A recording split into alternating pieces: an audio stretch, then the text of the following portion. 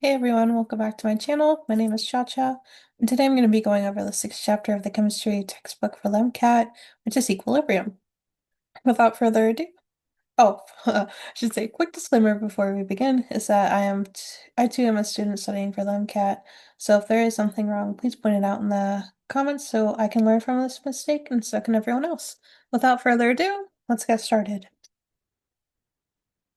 First things first is I want to go over some vocabulary, just like every other passage, I should say, in the textbook. So an irreversible reaction is what goes to completion, where you have your reactants, A plus B, leads to a product, C, and this is often depicted with a single line, or a single arrow, I should say. Whereas a reversible reaction is a reaction that moves forwards or backwards. So we have our reactants, A plus B, leads to our product C, or C can become a reactant, which leads to A plus B, which are now our products. And this is depicted by these half arrows. There's two different types of equilibrium, which is when you have dynamic equilibrium. And this is pretty much all you'll encounter on the MCAT. What exists in real life is majority of this. Whereas you have your forward and reverse reactions are still happening, but still your balance is maintained. So you have the same rate, concentrations overall, I should say, are the same, but they may not be equal. So what do I mean by this? Is that you may have a higher concentration of C, your product, than you do for your reactants A or B, or vice versa. Static equilibrium is rarer, but it still exists. It's when you go forward and reverse reactions have stopped completely, so your final react concentrations are the same. Um, Kind of like dynamic. Think of like dynamite. It's like dynamic. It's like equilibrium. It's like happening all at once, still moving. Whereas static, kind of think of like, oh, like that relationship is like so static. It's like a static. It's not moving. That's kind of how I like to think about it. Then we have equilibrium constants, which is often depicted as K with some subscript. In this case, I use EQ, which stands for equilibrium, but K, EQ, or K subscript anything can have many different names, including KP, which is for pressure, for gas, KC, C for concentrations. So this is always going to be your products, your concentration of products over your concentration of reactants. Over here, I have the stoichiometric balance equation. So this little a means mole slash amount, whereas A is a concentration of that particular like molecule. The larger case A, I should say. So I have little a plus big A, or little a, sorry, times big A plus little b times big B, which are our reactants. And then for our products, we have little c times big C plus little d times big D. And the overall equation, remember, it's products over reactant. So I have the concentration of C raised to the power of mole slash amount of C. So that's stoichiometric coefficient times D to the power of D, A to the power of A, and B to the power of B. Quick note, so this is for our forward direction, but if you wanted to go to the reverse direction, so now C and D are now your reactants and A and B are now your products, it would be 1 over KQ. So it's the inverse is equivalent. I guess like KQ for that is the inverse of your forward reaction. And also KQ, this can tell you quick glance whether the reaction favors forward reaction, um, which is the products. Um, or I should say favors going forward, not forward reaction. It favors going forward, which is your products, which is when your KQ will be greater than 1, which makes sense if you have a number that's larger on the numerator than a smaller number on the denominator, it's going to be greater than 1, or if it favors the reverse, like going towards the reactants, which is when it'll be less than 1. So that's when you have a larger number in the denominator and a smaller number in the numerator, which makes sense intuitively, right? Important note is that KQ does not include um, molecules that are in the gas and liquid phase, and this is due to their activities, which is defined as one, so it does not change whether it's on the reactant or product side. And because of this, when it has constant activities, it will cancel out. Um, so another thing also to important to note is that KQ is dependent on temperature. So if you have same reaction that occurs at 273 degrees Kelvin versus 298 degrees Kelvin, it'll have a different KQ. Um, there's also the reaction quotient, which is kind of like a moment of time. So it tells us how far away from equilibrium we are. It's more like it's like a timer we can measure at any point in the reaction. And it has the exact same like setup as KQ or the equilibrium constant. But instead of having these concentrations be the concentrations of these molecules slash compounds at equilibrium, it's the concentration at that particular moment of time. Um, when you have a Q that is less than KQ, that means that it favors the reactants. If there's greater reactants than at equilibrium, so that means it's going to be spontaneous still, because that means that you're going to want to go towards the products, I guess.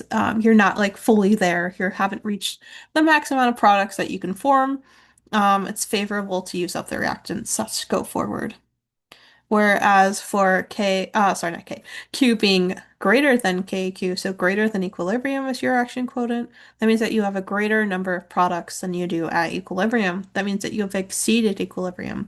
So it's non-spontaneous. So you're not going to want to form more products than you already have because that requires a lot more energy to do that. It's like when you have like something that's like high at a concentration gradient, right? Like if you think that typically like it goes from low to high, right? But in this case, you're trying to go from high to low, so it requires a lot more energy than whereas you're going from low to high. Oh, sorry. Oh my gosh, I got those rearranged. Sorry. When you go from low to high, you're going against the concentration gradient. Oh my gosh, my bad. Low to high. That's when you're use a lot more energy than if you were to go from high to low. That's kind of saying the same thing. Whereas if your Q is equal to your equilibrium constant, that means that your reaction is at dynamic equilibrium. So your gift free energy is equal to zero. So huzzah. Um, Now let's kind of go over an example for equilibrium constant calculations. The most important part of this section, in my opinion, is the excess negligible rule. So in the MCAT, you're not allowed a calculator, so it's really important to make rounding assumptions. Otherwise, you'll be stuck in a tricky spot. Whereas in this case, you'll see if you can't assume excess negligible, then you'll need to do the quadratic equation, which takes up a lot of time, and it's really hard to do without a calculator. So excess negligible, what does that mean?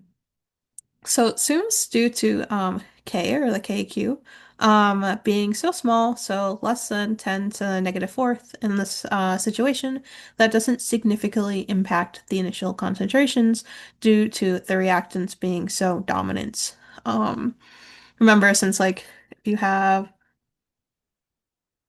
the reactants over products, if that number is really small, then it means you heavily favor your reactants, so you don't really care much about the product since it's like such a negligible thing that you're taking away from the reactants, that concentration.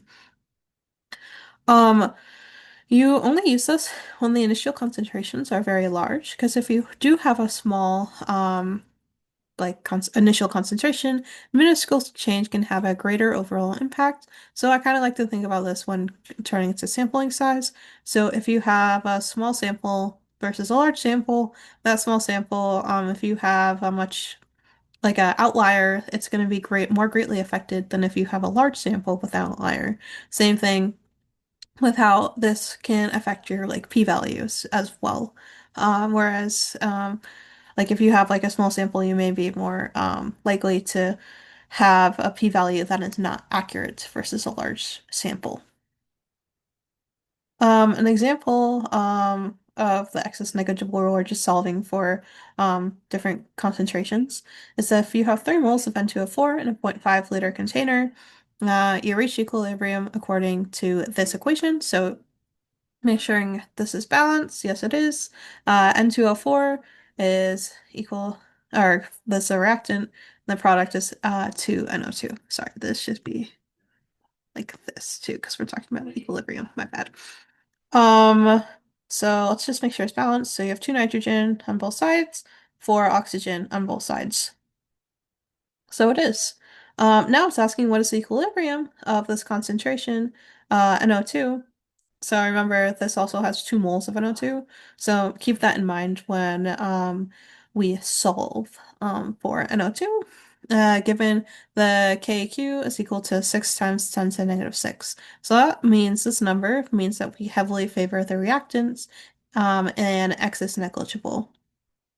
Also, in order to get our initial concentration, because concentration is a measure of molarity, we need to do 3 divided by 0.5, which is equal to 6 m. So now let's set it up. So 6 times 10 to the negative 6 is equal to 2x squared and 6m minus x. But in this case, we're not going to get assume that x is there because it's such a negligible amount that your initial reaction changes by. And why do we use 2x, like to the power of 2, I should say, instead? Because we're assuming x is equivalent to like 1 mole. So for every 1 mole of N2O4, you produce 2 moles of NO2. So that means that you need to multiply x by 2 in order to get an equivalent amount. And x squared comes from that equilibrium law that we were talking about, whereas because it'll be raised to the power of 2, which is the stoichiometric coefficient. Um, Now we could kind of solve for this. So 6 times 10 to the negative 6, so 6 multiply both sides by 6. So you get 36 times 10 to the negative 6 is equal to 4x squared. Now you could divide both sides by 4, so 9 times 10 to the negative 6 equals to x squared. Now you could take the square root, so square root of 9 is 3, 6 divided by 2 is 3, so 3 times 10 to the negative 3 is equal to x, so it's equal to 1 mole of our substance. And remember when I said that this is not what x is actually equal to? So it's not 2x, so we need to double it. So in order to get to 2 moles, so it's 3 times 10 to the negative 3 times 2, which is equal to 6 times 10 to the negative 3. That's your final concentration of NO2. Now let's go over Le Chatelier's principle, which is essentially saying that once a stress is applied to a system, it will shift to go back to equilibrium. So the reaction is most favorable at equilibrium when the energy is like 0. So it's just like it's doing its thing. It's both are in its concentrations that it wants to be at. Every time your system will shift for equilibrium. It's concentration, pressure, volume, or temperature. So over here, I have an example of what I mean when you'll have a different shift. So you have 3 hydrogens plus N2 is equal to 2 NH3 plus heat. So if you were to add heat, so you're adding something to the products, then that means that your reactants will have to increase in amount too in order to compensate. So that means that you'll have a left shift. So you'll favor the reactants. Um, Kind of going over kinetics and thermodynamics. The kinetic product and the thermodynamic product. So the kinetic product is when you have a lower temperature. Less energy is required to produce that product. It's more unstable and fast. Whereas the thermodynamic product is when you have higher temperatures, so more energy is required. It's more stable, but it is slow. And basically, like the thermodynamic product, why it requires more energy is it may be more complex, there may be more steric hindrance, more bond breaking, etc. Over here, I'm gonna have a reaction coordinate to show what I mean by these being slow and fast. So in light blue, I have the kinetic product, and in red, I have the thermodynamic product. So both of them have the same starting point. If you look at the free energy.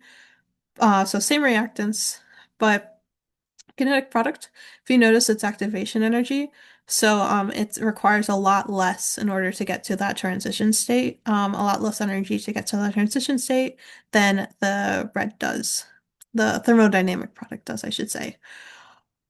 Um, so it's less of a hump, less of a like hill to travel over. And if you notice the kinetic product, it's still exergonic. Both of these are exergonic products, so that means that they're heat releasing, they're favorable, but the kinetic product is less favorable than the thermodynamic product because it has a higher free energy than the thermodynamic product. So, it's more, the thermodynamic product has a smaller or more negative delta G than the kinetic product does. Yeah, that's kind of all I wanted to say about equilibrium. Hopefully that made sense. If not, apologies. But yeah, thank you so much for listening and have a good rest of your day.